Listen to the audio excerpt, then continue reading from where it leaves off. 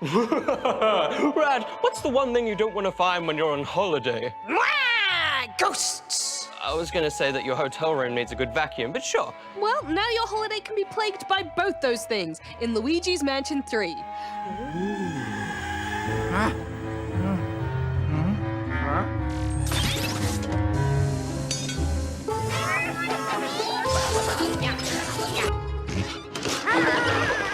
The first Luigi's Mansion was released way back in 2002 on the GameCube and was one of the best-selling titles for the console. After a few 3DS games, the Spooky series now has a new installment for the Switch.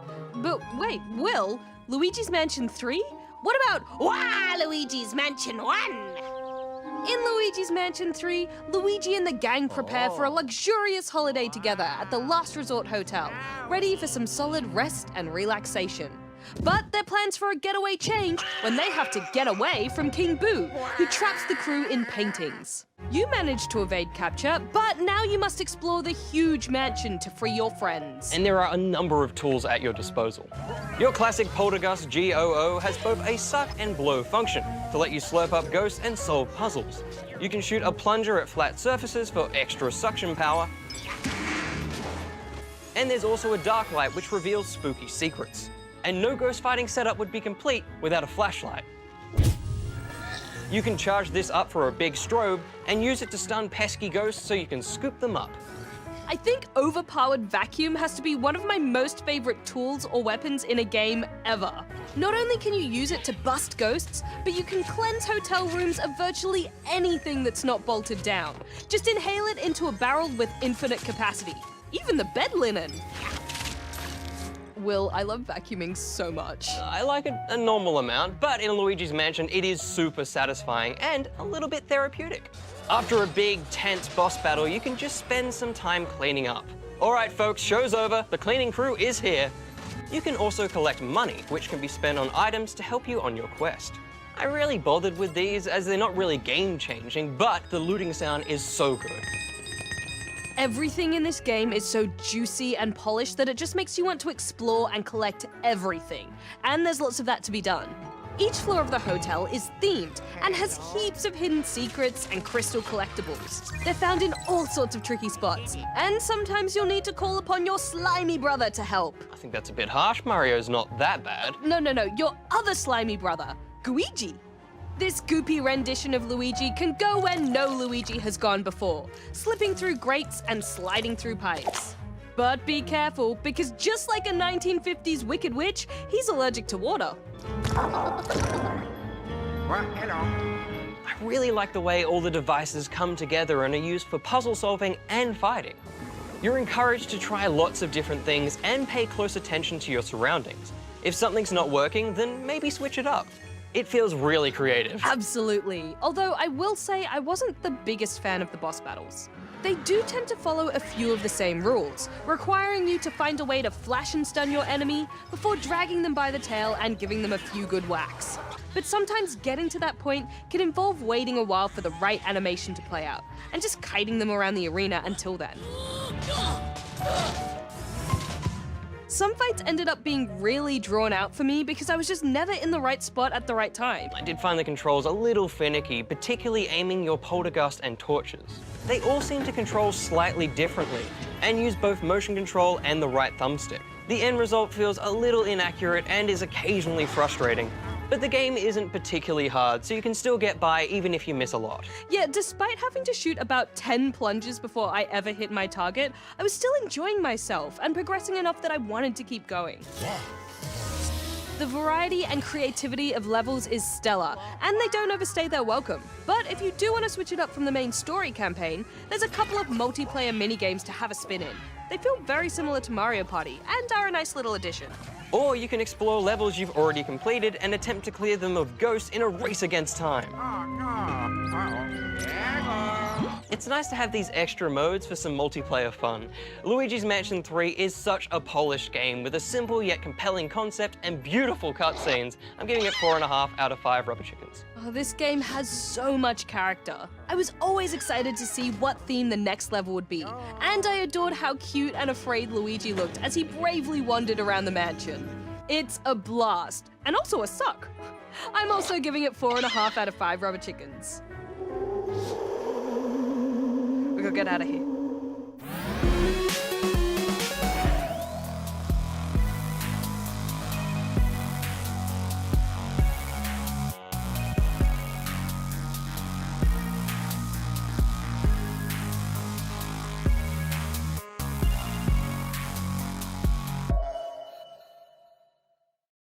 Gather around, ghosts and ghouls, for I have a tale that will make the hairs on your very prominent mustache stand on end.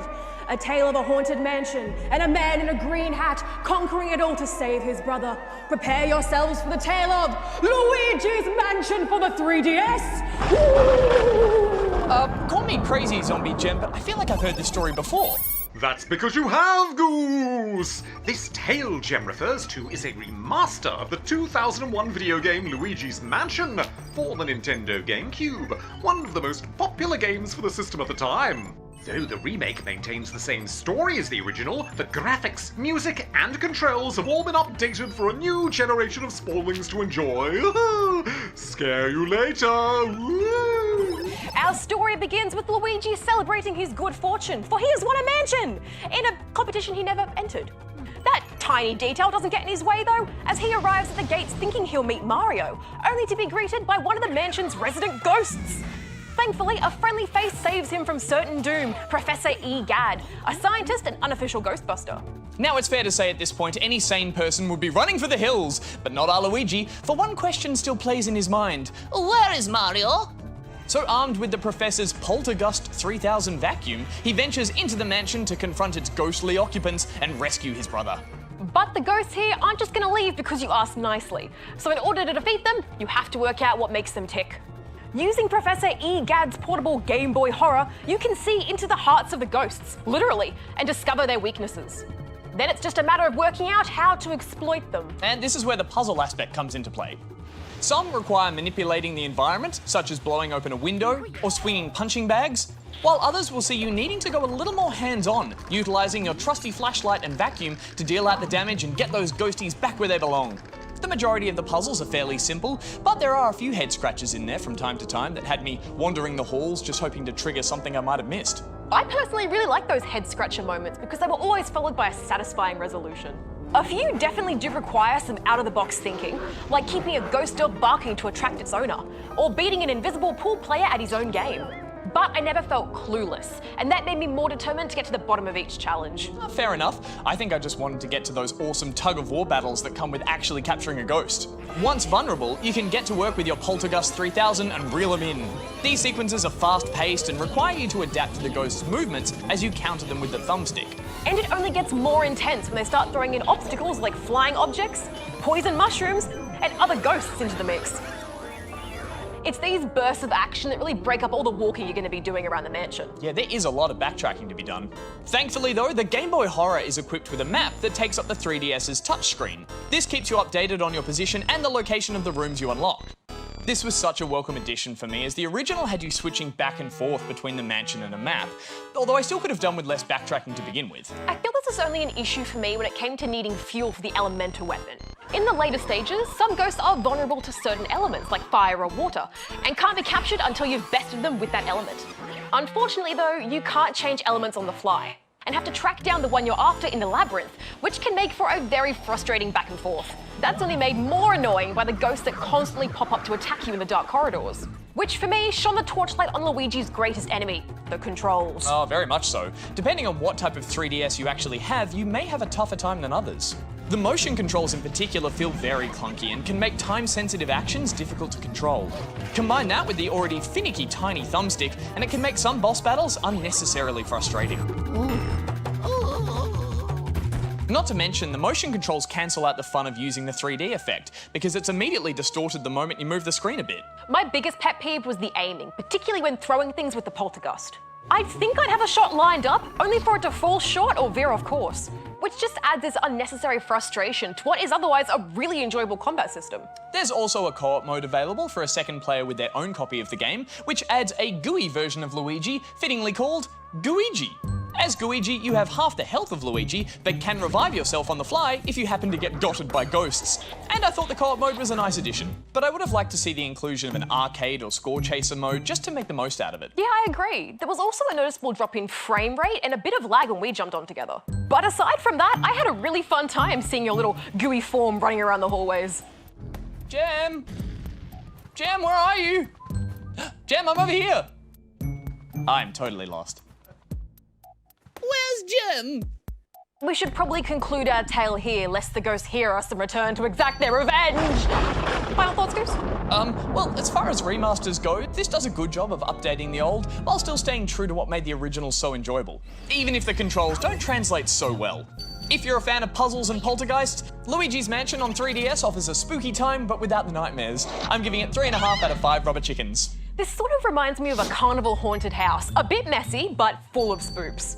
And at its heart, trying to deliver an experience that will stay with you and make you question what goes bump in the night. I'm giving it 4 out of 5 rubber chickens. Ooh. Oh, no lightning. Must be clearing up.